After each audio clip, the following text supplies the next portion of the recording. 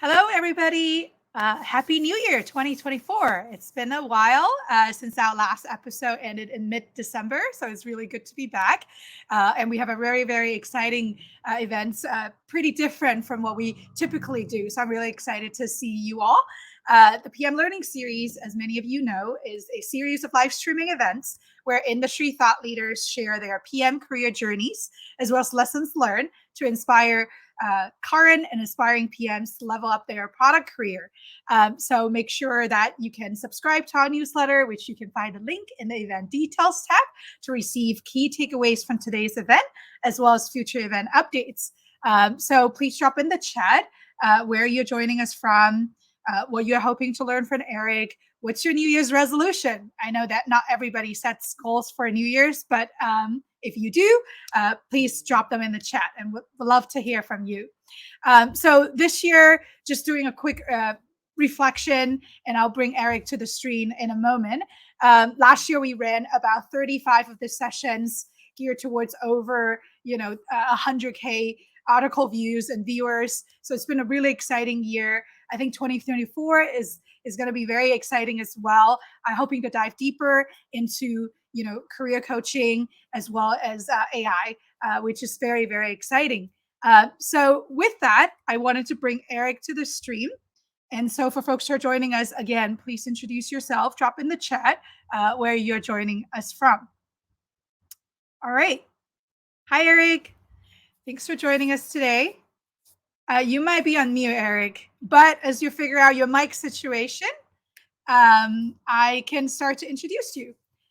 So Eric is an executive coach who has about 20 years of experience working in tech to help leaders to have more impact by challenging the mindsets that are holding them back.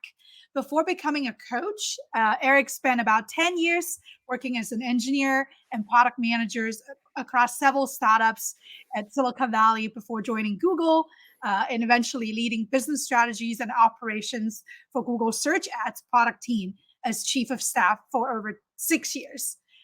Eric and I met at a creator summit where Eric's on my panel.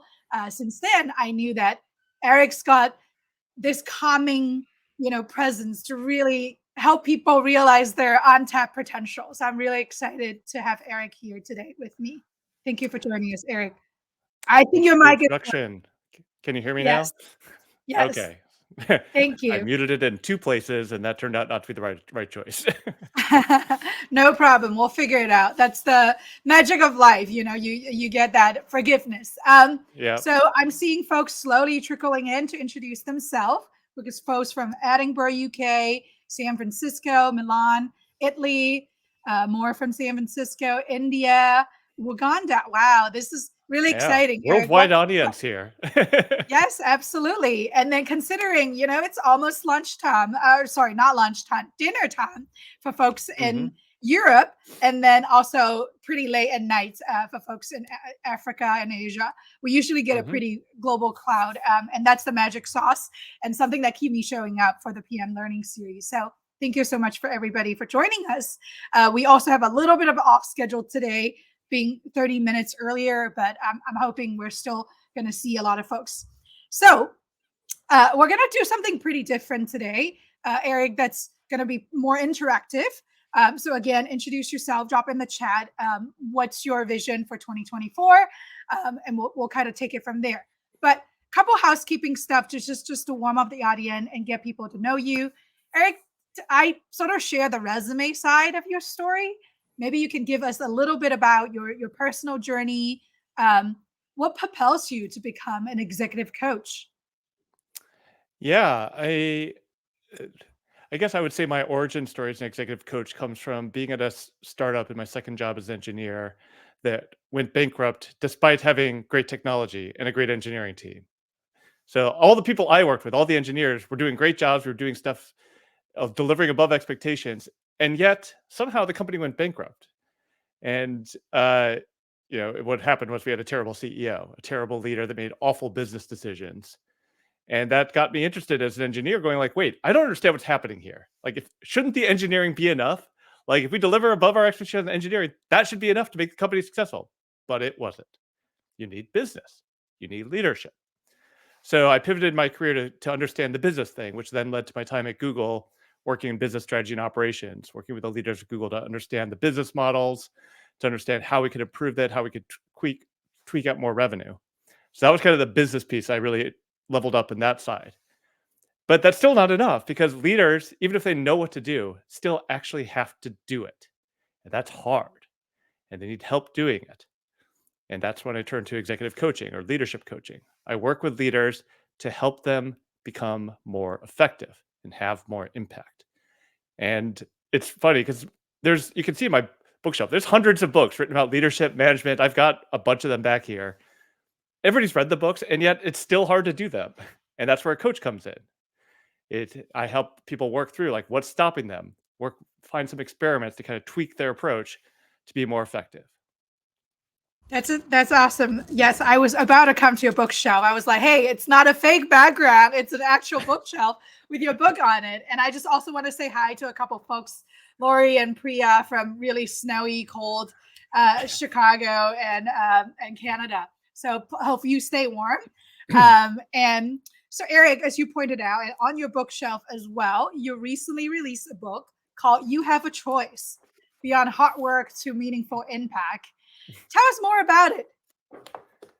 Yeah. So this book comes out of two things. It comes out of my own personal development journey, trying to figure out how to take control of my life, make choices about my life.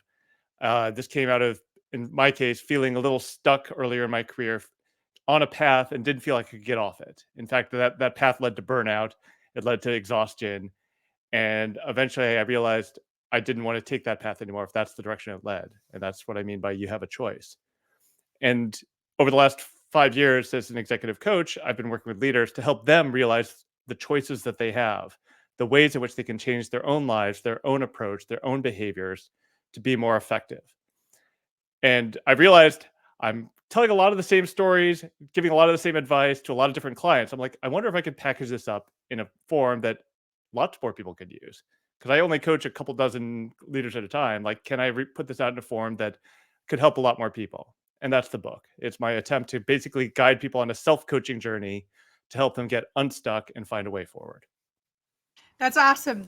So in a moment, we're going to role play 3 different scenarios. Hopefully covers, majority of our audience where they're thinking. But again, folks, introduce yourself, drop in the chat. And especially if you have one big goal for 2024 or thinking 3 to 5 years ahead, what would be that big, hairy goal that you want to achieve in your career? Drop in the chat. Let's see if it matches some of our scenarios. We'll make it interesting and interactive. So Eric, tell us a little bit about, maybe do you have like a guiding framework for the book? Like what are some key 3 takeaways or 5 steps that will kind of help us ground our conversation? Yeah. So the structure of the book, it starts with aiming. Where do you want to go? What is success to you? And why? What's going to motivate you to get there? So first, like it doesn't matter which way you go if you don't know what direction you're going. Otherwise, all steps are kind of equivalent. So get clear on where you want to go. Second, understand your current reality. Like where are you today? What's keeping you stuck today? What's keeping you from moving towards your goals? And the answer almost always, there's some external things like your manager, your company, or other things, but there's always something internal also. And the internal stuff is the stuff you can change. So one of the questions I asked throughout the book is, how are you the problem? How are you contributing to these circumstances? How are you keeping yourself stuck? Because that's the thing you can change. Once you realize how you're keeping yourself stuck, then we talk about you have a choice. What are you going to do differently? And the way we try that is we come up with experiments, different things you could try that are not your default, that feel uncomfortable. They're like, ooh, that doesn't feel right. I can't do that. Why can't you? Can we experiment? What would happen if you did do that? Talk back to your manager. Say no to a request. Things like that. And then I could take people through some common blockers, and that's kind of the book. Yeah, I love that framework. I feel like I need it myself. Just thinking through like, the why, the aim, right? Your why, the direction you're going, the reality, what's stopping you, both internal and external blockers, and then, hey, the choice that you can make. So let's dive in. And kudos to Marina for getting us the first, sort of career goals, for getting unstuck. But let's put it into scenarios. A lot of the PM Learning Series community folks are interested in PM, right? So PM being product managers, trying to define product vision, strategy for a product and taking it to the market. So there's 3 different scenarios that I wanted to map out today and make it interactive. So if it speaks to you, please drop in the chat, let us know. If not, you have a net new scenario, drop them in the chat as well so that we can, bring it in as we go through the discussion. So I wanted to tier 3 layers of people. The first tier or first scenario is like pivoters trying to, find their path into product management. So they might be coming from engineering, from strategy, from marketing, sales, and they want to find their way into PM, which we'll dive in. The second group is like people may be stuck at a PM job. I think I read right before the break, NBC said product management is among the most large percent of people who hated their job and wanted to quit or find a better PM job. So you get this like grass is always greener syndrome where people want to become PM and people want to leave PM, but still wanted to be a PM somewhere else, maybe better. I think over the past couple of years, PM has become a very popular job, right? So how do you level up? How do you get unstuck? How do you find joy in that job? And then finally, I think it's also becoming with the creator economy, a lot of folks want to go on their own. Maybe like you, Eric, become a coach or be a consultant or be an advisor. It's getting more and more popular. How do you help people to navigate that path? So I think the 3 buckets of scenarios that we're going to go through, and then let's see which one resonates. And folks, yes, please drop in the chat what you wanted to hope to learn from us. Yeah, Kevin already mentioned finding the next role, but let's start with the basic. So Eric, let's say you are a career pivoter who wants to find a job. And we all know the job market isn't great in 2024. Maybe you counter some setback already in 2023. And this chicken and egg problem, right? Like you feel like you learn a lot and you want to become a PM, but you don't have the title. So how do you find your path in a competitive market? Yeah. I mean, first of all, I'm going to like challenge the initial assumption. Like, do you want to become a PM? You just named, like, most PMs are really frustrated with their job. So I would ask, if I was coaching this person, I'd be like, why? Why do you want to become a PM? What would be different in your life if you were the PM? And the answer is almost always like, well, they're in charge. They make all the decisions. They're going to like set the direction, the product, and the vision. I want to do that. And if you actually talk to PMs, as you have, Shivi, and as have I, they're like, man, I'm not in control of anything. Everybody's asking me for things. I can't keep anybody happy. I'm like bombarded with requests from all sides. They don't feel like they're in charge. So I would just like start to not question, but like ask people to get really clear. Like, is it that you want to have more input into the product decisions, the product vision? There are ways you can do that from your current role. Let's start with that. If you do that, then you're going to show that you can do the job of the PM. You're going to show how you can have influence without authority. Shows that you can have product taste and like have input in that way. So that's what I would start with. It's like, rather than say like, oh, I took this class on being a PM and therefore I'm ready to become a PM, like show in your current job working with product managers that you can do the job, that you can help them succeed. That's going to get you more progress. And along those lines, I always tell people that pivoting is hard. And here's why it's hard. If you are interviewing for a new job, the hiring manager is already stuck or is already feeling risk because they're hiring somebody they don't know. And that's a lot of risk for them to take on. And then if you don't have the experience on your resume, you're asking them to take a double risk. They don't know you and you haven't shown you can do it. And in this job environment, there are people on the street who have the experience of product management, and you're not going to beat them out because you're asking the hiring manager to take on a double risk. So what does that mean? That means you have to eliminate the other risk. Look for people that know you. Look for people that trust you. Look for people that already know what you can do. That at least means they're more likely to take the chance on you learning the product management stuff because they already know you. So to make that concrete, a lot of times I'll tell people like, go get hired in your current skill set, whether it's sales, whether it's business, whether it's finance, go get hired into a company, but into a position that works with the product team. Then Once you're inside, get to know the product team, start to work with them, volunteer to help them out. Then there will be a time when they're looking for a new product manager and you'll be like, hey, I'm really interested in making this pivot. You know me, we've worked together. I've shown I can add value. Give me a chance. That's going to bring you a lot more success than applying blind to a PM position because of the double risk problem. Yeah, I love the double risk. I think it's so true. Like it rings, the community retail really resonated with that as well.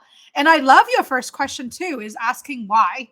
Actually, majority of the people come to me and say, "Hey, I wanted to consider a PM career. Do you want to talk to me? Can you coach me? Can you mentor me?" My first question is, "Are you sure you wanted to become a PM?" Right? Like, what is the why? What is it that you don't have in your current role? Like back to your framework, right? Like the aim, the reality, the reality around double risk. And yes, internal transfer is a much more secure path or proven path, I think, for many folks in terms of being a pivoter. But being clear on your why, I think it really helps you to understand like what you are seeking from this career transition. Yes. Sorry, I was going to jump in and say, and yeah, with that why understood, you can look for ways to get more of that in your current job. How can I get more of that satisfaction, that direction, that influence from my current job? And you might find you actually don't need a pivot after that. Like, oh, if I can get that in my current job where I already have the skill set, maybe I don't need to become a PM. Yeah, and maybe you don't need to work as hard and find joy. So thank you for bringing that up. Now let's talk about the second scenario, which I believe is also really common among people. Sort of being in the PM role, feeling stuck, and they try to like level up to find a better job or to get promoted into the next level. I think a couple of things I want to double click there, Eric. One is, first, let's say you're already a PM but somehow you got impacted by the layoff or you really did not like your current job for whatever reason. You are trying to find a better one in this market. How do you differentiate? Is that the right question to ask? Is the first question. And so let's start with that, and then we'll talk about a couple other different spin-offs from this main scenario. Yeah, I think that's absolutely the right question to ask, especially in this job market. There's going to be 100 wannabe PMs applying for every role. So it's not enough to have the skills because there's probably 50 other people that have the same set of skills that you do. So that's not enough to get you chosen. So what will differentiate you from all the other PMs applying to the jobs? It's not enough just to have the PM skills. What's going to help you provide business value? How are you going to help solve the hiring manager's problems? Because they're hiring you because they have a need. There is something that is not getting done that they want to get done. That's why they're hiring. So can you come in with a differentiated or unique approach to say, like, this is why I'm going to help you solve your problem. They don't care about you. I hate to tell you this. They don't care about you. They want to know, how are you going to help me succeed? How are you going to help me solve my problems? So in the interview, don't talk about you. Talk about them. Look at what the company's doing. Look at where they might be struggling. Look at what the needs they might have, how they need to grow. And you say, like, man, I see what you're doing. And look, you've had this great success so far. And here's what looks like the next level. And here's how I'm going to help you get from where you are today to that next level. That's a much more compelling pitch than like, I have this credential and I went to this class and I took this course. I went to these talks. Like, nobody cares. Sorry, nobody cares. They want to know, how are you going to help me succeed? Are there tips? Make it about them. I think it's what I would summarize. Yes. Are there tips or little things that are processes or actions that you think people can take to know more about the hiring manager and be able to actually say something useful like that to pitch to them? Yeah, I mean, networking is obviously one answer. Like, if you know somebody at the company, go talk to them. Find out what the problems that need to get solved are and go through them. This is how I got into Google, actually. I was interviewing for a finance job. I didn't have experience in finance. I'd taken a business classes, but I didn't actually have experience in finance. But I had a friend that had worked at Google for 4 years, and she had worked with the team I was trying to get hired into. And she was like, these are the questions you're going to ask you at the interview. Here's what you need to know. I went in, I gave those answers, and I got hired. Like, it's called cheating, and it works. I think it's called street smart. I would frame it that way. But yes, thank you so much. Also earlier, I think when we talk about pivoters, just more community kudos to you, Eric, for giving a good strategy about de-risking the double risk. So just shout out to that. Let's come back to this situation. So we know how to differentiate. It's not by talking about what you did, but more about, hey, how I can help you as a hiring manager, right? To solve your problem through networking, informational coffee chat to get to know more about what's Hmm. going on. Um, Another question I feel like people sometimes get stuck in a career is, let's say you don't like your current job, but you don't also hate it that much. There's a lot of attachment to, like, should you look for a job when it's so busy at your current job? And then, but then it's not too bad. So, like, this sort of indecision, right? Like, it's very, maybe the grass feels greener, but then if I change jobs, I need to rebuild all the social capital, like all this, like, indecision in your head. How do you help people to break out of those and then really sort of advance to the next level? What kind of mindset, Yeah, method, like, yeah, mental model to think about this? there's a few that come to mind. I mean, one is reshaping your current job. If there's things you like about it and things you don't like about it, how can you do more of the things you like and less of the things you don't like? It sounds obvious, but a lot of people don't think that way. They're like, well, this is my job. I have to do whatever I'm given. And that's not necessarily true. Like, I'm very good at big picture, strategic thinking. I'm not as good at the process and operations and detail oriented to do lists. I'm just not. This was a big setback. This was a big challenge when I tried to do it all myself. Once I learned to look around my environment and find somebody that was good at the detail oriented process stuff and say, like, hey, can we partner up? I will help you set the direction and take the big picture and, like, do the influence things. If you help me make sure all the ducks get in a row, we cross all the T's and dot all the I's. With those partnerships, I was much more successful in my career because we were both leaning into our strengths. And I was much more satisfied because I could spend more time doing the things I was good at. They got to spend more time doing what they were good at, and we both were more successful. So that's one thing. Reshape your job, possibly by trading responsibility with somebody else who has strengths in the areas where you're weak. On the question of, like, the grass is greener, like, I think it comes down to really understanding a few things. I mean, yes, sometimes you're in a really terrible environment. And I think there are some red lines that's like, no, at this point, you gotta leave. And I think each person has different thresholds for what that is. And the red lines comes from there's a tweet when what's her name? Timnit Gebru was fired from Google for her work on AI and bringing up questions about how it was being applied to diverse populations. And I read a tweet from somebody who said, like, I joined Google because I thought it was doing great work. And I set for myself a red line that when they fire people for unpopular views, that's it. I'm out of here. And he, like, the next day he posted, like, I quit. This was unacceptable. This was where I drew my line. And I was like, wow, that is so thoughtful to say, like, these are my boundaries. These are my values. That this is where I'm going to hold the line. And that's, I think, a really important exercise for many people to go through. Say, like, what are my values where I'm just not going to accept this behavior?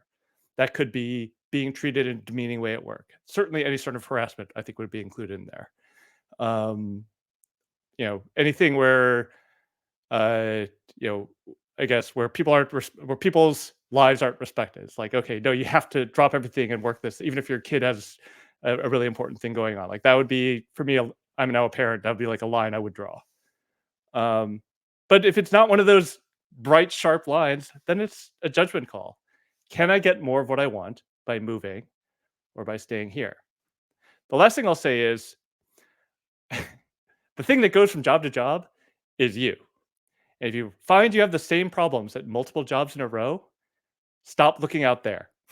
Start looking in here to see why the same scenarios keep recurring. I had one friend that kept on working for CEOs that were basically misogynistic and horrible people and assholes. And I'm like, after when it's one, it's like, okay, yeah, bad luck. When there were four in a row, I'm like, you need to change your selection mechanism because how you're choosing your jobs is not right.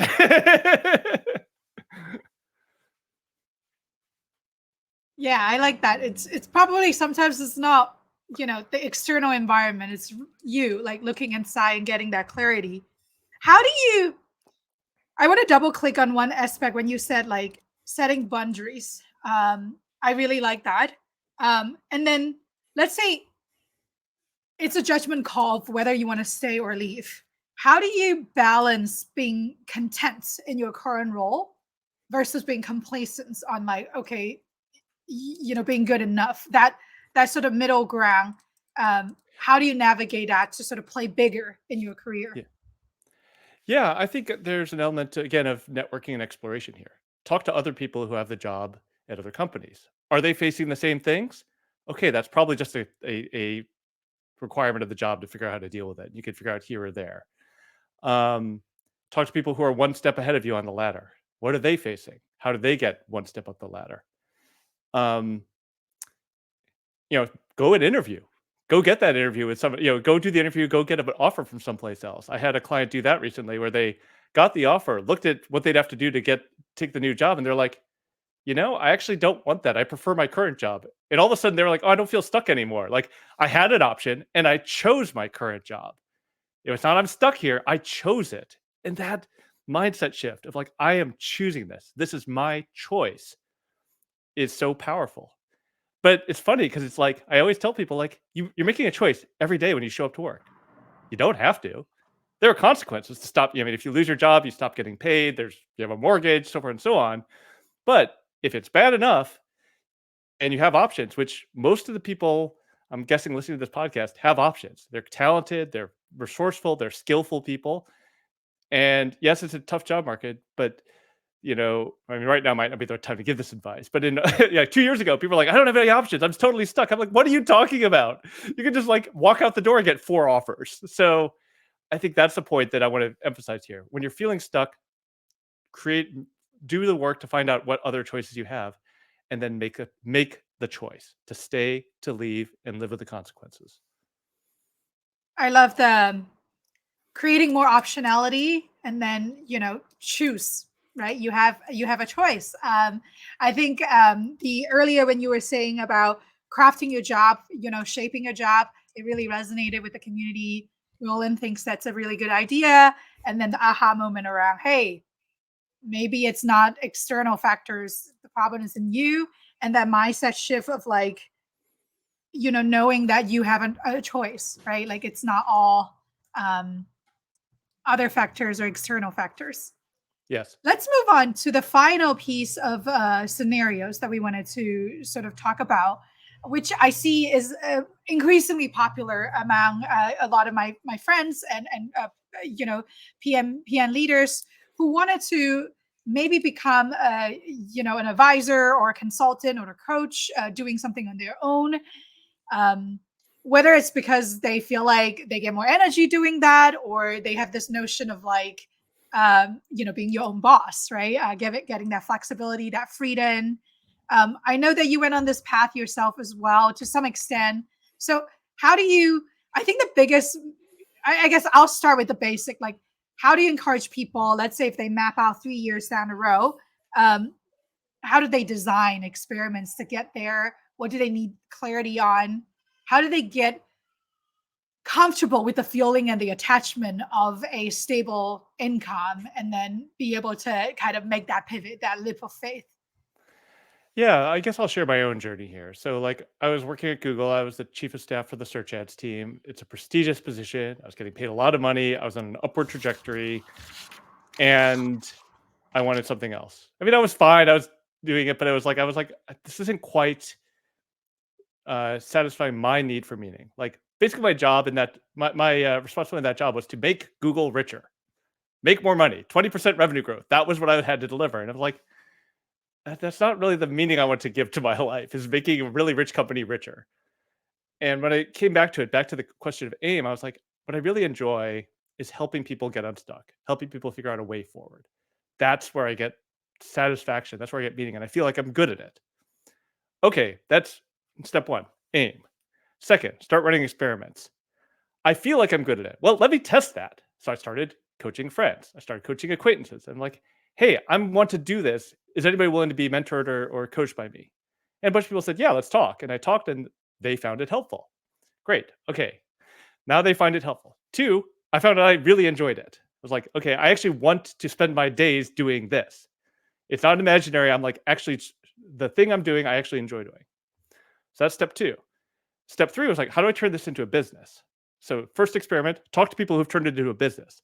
Talk to people who were independent coaches, who were professional coaches, who got paid to do this. Like I asked them, what should I do? How do you get there? First thing they said was go get trained and certified. So that's what I did. I spent a year in a certification program. But the second thing was get clear on who your customer is and how will you add value? Back to that question. It's not enough to be a coach. You have to be a differentiated coach, a unique coach. You have to help your customers succeed.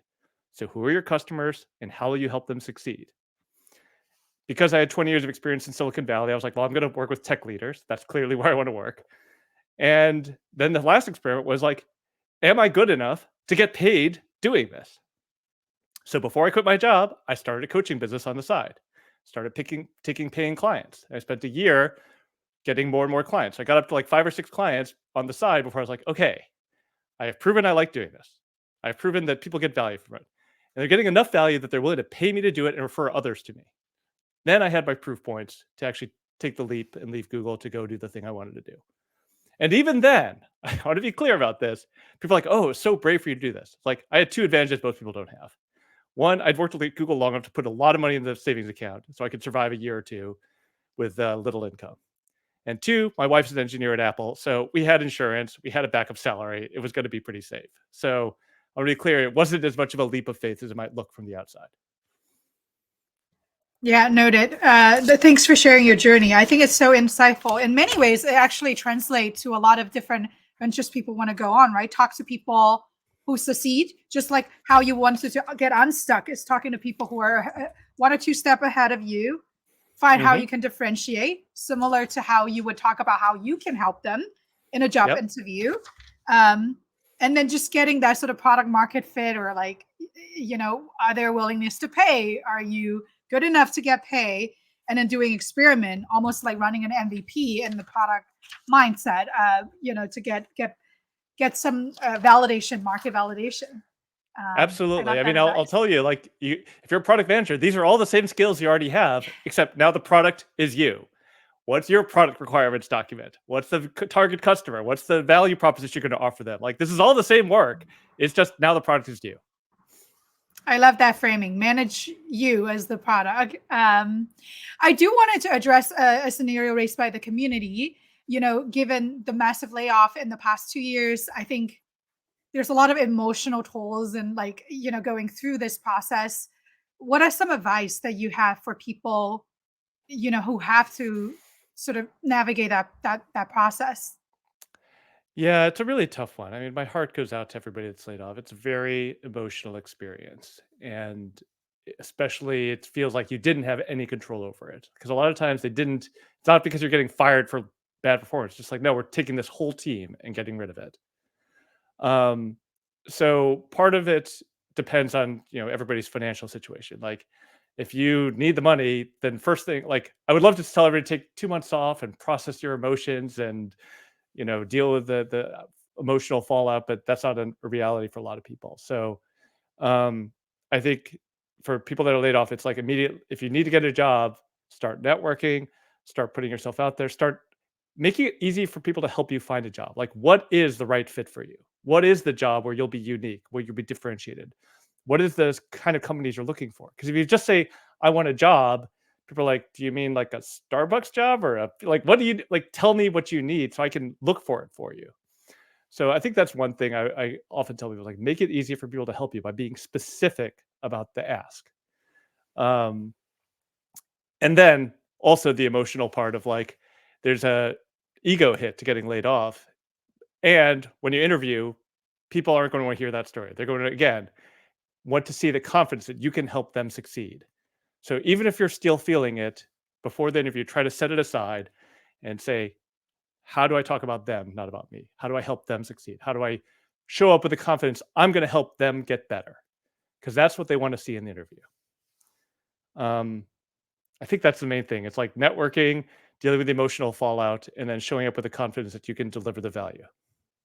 Yeah, I think one thing I would add to it is just sometimes layoff is hard, but it's not. A lot of times it's not you, right? Like they make decisions not because of you, but based on the org structure and things like that. I think just accepting, giving a little bit more self-care and self-compassion versus Yes. blaming you being the problem, I think really Yes. help maybe like reframe and orient you towards the more action-oriented, options, and start looking versus blaming yourself for doing a bad job. I think that's really important. Thank you for bringing that up. And this is where leaning on your support network of your friends, your family, people that can say, yeah, no, it's not your fault. No, that was an unreasonable situation. Those are bad decisions being made. Can help you reaffirm, rebuild your own sense of value a little bit. So thank you for bringing that up. That's dealing with that emotional fallout that I kind of skimmed over. Right. No, no. Thank you so much. I think it resonated with the community. Um, let's, Eric. We're almost coming up on time. I wanted to ask about kind of your personal vision for your goals for 2024. If you could also talk about what was your process for defining that goal and vision, just any best practice you want to share with the from setting it up to setting experiments or actions to like execute on them. I'm laughing because I'm not sure what I'm going to say is actually going to be helpful or relatable to other people. So part of the reason I went independent was I had my first kid, and I have two young kids. My kids are almost 3, and then the other one's 5 years old. And so most of my personal vision is like really running a lifestyle business. Like it needs to fit in my life so that I can be with my kids in the evenings and on the weekends and really focus on this. Like my wife and I keep talking about, like, we got 10 years with them. Like once they're 11 or 12, they're going to be off with their own friends. They're not going to want to be in our lives. So like this is the only time that they're actually going to want to spend time with us. Let's spend the time with them. So that's like, if you talk about personal vision, that's my most important thing. Second is I love coaching, and I love doing the work that I do. So like I'm going to keep on putting myself out there to find clients I can help and that can work with me and that can pay me the money I need to pay my mortgage and so forth and so on. Now, as far as that, like goals for me in 2024 from the business perspective are increase my brand, like get out there, do things like this, go on podcasts, look for speaking opportunities. That's the thing. Like I've now established myself that I'm a good coach. I have lots of clients that appreciate me, that refer me. I just need more people to know about me. So that's the limitation of my business. That's my goal to deal with this year. But my I write a year in review post every year to kind of like set my intention for the year. And my intention for 2024 was much more simple. Create moments of connection. Moments where I connect with the person in front of me, whether that's my son, whether it's my daughter, my wife, my client, people on this people in this conversation. I want to connect. And that's a reminder to me that it's not about all the knowledge, all the ideas, all the books, all that stuff. What people really miss right now is connection. We're all off in our own rooms, we're all off in our screens, and creating personal connection is really meaningful, both to me, I want more of it, but to everybody I talk to. So that's really my intention for 2024. And all the other things I'm doing are kind of like ways to support that. I love that. If it's a StreamYard has this heart reaction emoji or reaction, I would just put that up. I think it's probably on the live stream. People are giving you hearts. We're just not seeing it on the creator studio. But thank you so much, Eric. I think that's so powerful. It resonated really deeply. Moments of connection, and thank you that we're honored to have you here today to create this moment of connection with many of the folks, and hopefully, your advice have been really resonating with a lot of folks. As we are closing down, so yes, Rashmi, just give you a heart reaction. Way to Thanks, go. Rashmi. Any resources or parting advice you'd like to share with your audience, the community, my audience? Yeah, I mean, obviously going to this is my time to pitch my book. It's called You Have a Choice: Beyond Hard Work to Meaningful Impact. A lot of what I've said today are lessons I put in the book and articulated there in a more extended way. But I think if you're talking about parting advice, that's what I want you to remember. You have a choice. When you show up to work each day, you're choosing to show up to work. The alternative is you don't have a job and you have to find another way to pay your bills. But that's still a choice. It's not an easy choice. It's not like, oh, all options are great for me. But if it's so painful to show up work that's threatening your health, your physical health, your mental health, maybe it makes more sense to choose the financial insecurity. Maybe you have to move to a smaller place. Maybe you have to move back in with your parents, whatever it is. But that might be a better choice for you than suffering and burning out and destroying yourself. I don't know. I can't make that choice. But I want you to realize you have a choice. And that choice is going you may not think that you do because you're like, I'm stuck. I have to keep the job because I have to pay for this. It's like, well, yes. And there's an option where you let go of all the stuff that you're attached to and you cut down your costs to the point where you don't need to make that choice. And I want you to not embrace it, but recognize it and make that choice intentionally. I love that. Choose intentionally. I think it resonated with, speaking of moments of connection, Rita just sent out a connection invite, and then we'll look into your book. I hope more folks on today's show will also check out your book and be reminded that everybody has a choice, and let's choose intentionally. With that, we'll close down today's live stream, and really good to see you all in 2024. Make sure you check out our newsletter, which you can subscribe to in the event details tab. We'll send out key takeaways from this session from Eric, as well as any sort of resources and links to his book that you can check out. So make sure you subscribe. And thank you so much again, Eric, for your pearls of wisdoms, at the start of 2024. Hopefully, some of Eric's advice will help you navigate this new year with a lot more clarity and confidence. And remember to choose intentionally. Thanks, Shivi. And thanks to all of you who attended. I really appreciated the questions and getting the chance to hopefully connect with each of you. All right. Yes, creating moments of connection. So let's go with that. All right. Thank you, everybody. See you in the next event.